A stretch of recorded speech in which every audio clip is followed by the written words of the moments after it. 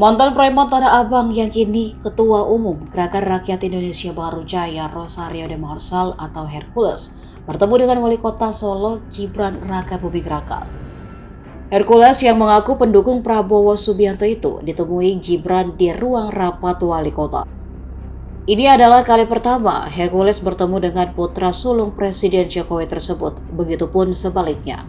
Hercules saat di hadapan media mengatakan jika kunjungannya hanyalah sebatas silaturahmi. Sebab ia menyebut dirinya dulu adalah pendukung Jokowi saat maju sebagai Gubernur DKI Jakarta. Hercules juga sempat menyinggung Gibran soal Gubernur DKI Jakarta, namun dijawab ayah Jan Etes itu belum kepikiran ke arah sana. Namun ketika ditanya apakah akan mendukung jika Gibran maju Pilkada Jakarta, Hercules mengaku siap.